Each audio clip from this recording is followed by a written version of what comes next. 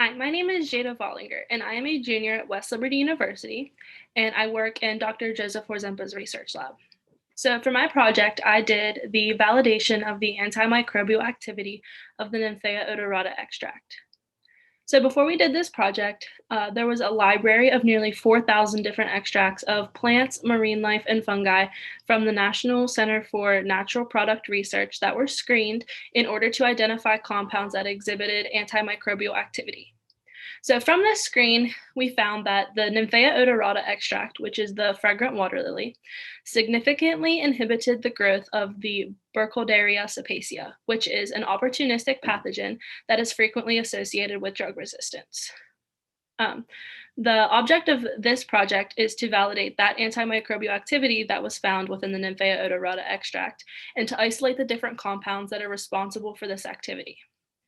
So for this project, we conducted ethanol extracts on 3 different parts of the plant, which is the root, the rhizome, and the stems.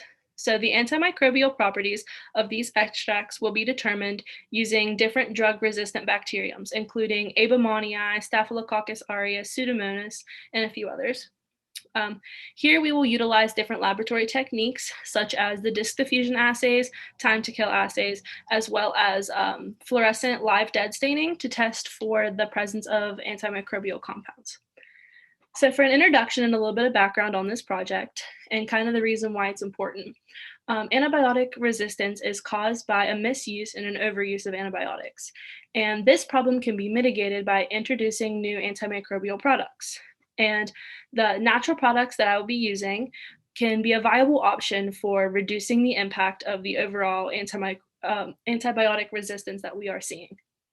So the objective and the overall objective of my project is to validate the antimicrobial activity of the Nymphaea odorata extract to hopefully help to lessen the impact of antibiotic resistance. So some of the methods that I used, the first thing I had to do was to actually make the extracts. So in order to do this, I separated out the 3 different parts of the plant. Like I had mentioned previously, the root, the rhizome, and the stem of the plant. And once I did this, I put them in an oven for approximately 70 days, set on low at 70 degrees Celsius to dry out the plants. Once this was done, I grind them all into a fine powder and then put them in 50 milliliters of 95% ethanol and dissolved them. After they were dissolved, I used a rotovap to then evaporate off the ethanol and the water off of the extract. And then I diluted the extract, and I will be using that to do the different assays within my research. So figure 1 down here in the bottom, this is just a picture of the rotovap that I used to actually make the extracts. So now getting into the actual procedures that I did. So I started off by doing the disc diffusion assays on agar petri dishes. And what I found from this was that none of my extracts were significantly inhibiting the growth of the bacteria that I was using on the actual media plates. So then I moved on to doing the time to kill assays, which is done in media. So that's what these charts over here are.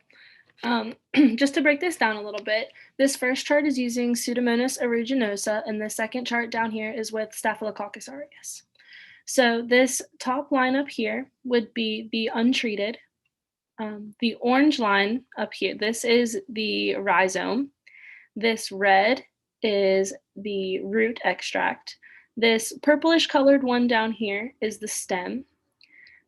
This orange, this one right here, is the ethanol, and then this bottom line down here is the gentamicin. So obviously we can see that the gentamicin on both of them, this line and this line, have the most inhibition on the growth of the bacterium, as expected, because we already knew that the gentamicin would inhibit the growth. So this was used as the positive control.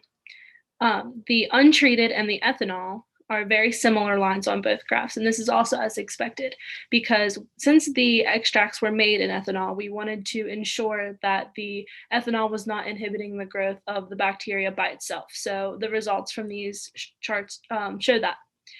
And then you can see that with both of them, the stem extract was definitely the most able to inhibit the growth of the bacterium. So that is what both of these charts show the results of. And then down here, I have an image that I took from the fluorescent microscope. So this is a live dead stain. So the red cells that you see down here are dead, and the green cells that you see are living. And this little bit of yellow that you can see in the corner is just because this might have been a cell that was in the process of dying whenever I took the picture. So, based on the results that I have gotten from the experiments that I have done thus far, the Nymphaea odorata extract does not inhibit the growth of bacteria whenever it is grown on media. However, it is inhibiting the growth whenever it is in like a liquid broth. Um, the stem extract has showed the highest level of inhibition in the time to kill assays. And as far as the live dead staining goes, the untreated groups showed signs of biofilms forming. So, with these results, we know that more testing still needs to be done. We need to know why these biofilms are forming and why the extracts are not inhibiting the growth on agar media, but they are in liquid media. And for some discussion in some future directions, based on the results, like I said, the stem is definitely the most effective at inhibiting the growth of the bacteriums that I have tested thus far. And more testing still needs to be done in order to validate these results. And for future directions, we can utilize different laboratory techniques to further explore the antimicrobial activity that is being exhibited by these extracts and by repeating the procedures on different types of bacteria. So, all of these different adjustments will need to be made in order to show better results in the future. And it is also possible that the Nymphaea odorata extracts inhibited the growth of the Bisipacea in specific in the original screening. So experiments will also need to be done to test that theory. So if anyone has any questions, please feel free to email me. My email is down here in this bottom corner. And thank you for listening.